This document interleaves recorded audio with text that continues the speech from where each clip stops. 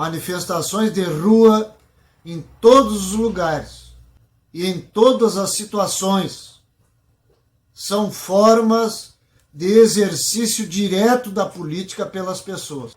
O espanto que às vezes causam se dá pelo fato de que são os representados que ali estão.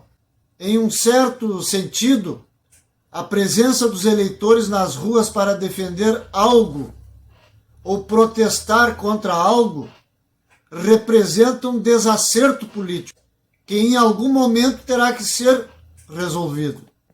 Em geral, isso acontece quando o sistema político não consegue, ou por falta de vontade, ou por indiferença, tornar concreta uma vontade que está latente na sociedade.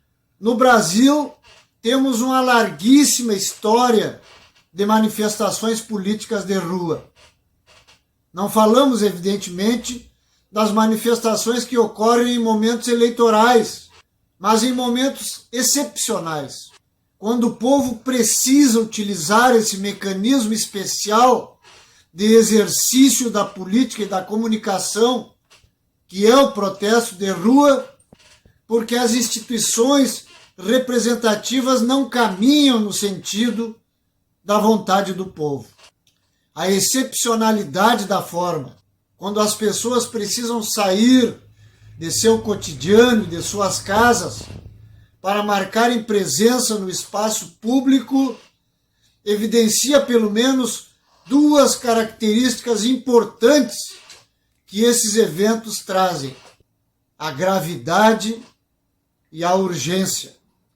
Nós vivemos sob um governo que não tem qualquer compromisso, nem com os interesses, nem com as necessidades do povo. Não combateu a pandemia, realidade que está sendo evidenciada pelos debates na CPI da Covid no Senado.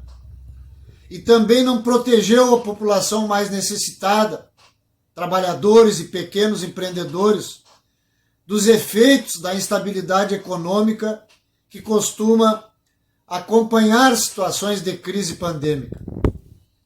Sobre o nosso país, não precisamos repetir o que muitos já disseram nesses últimos 15 meses, desde o início da pandemia e até antes dela.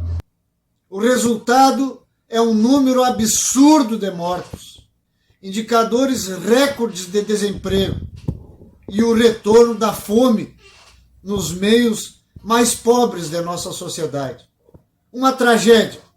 Muito além disso, e do que pode ser considerado razoável, o atual presidente zomba dessa tragédia e do sofrimento das pessoas.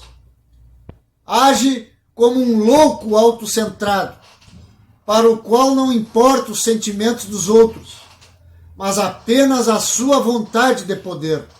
Recupera com sua evidente irracionalidade, com sua conduta e com suas mobilizações, os piores exemplos de experiências políticas fascistas que tanto mal causaram à humanidade há não muito tempo.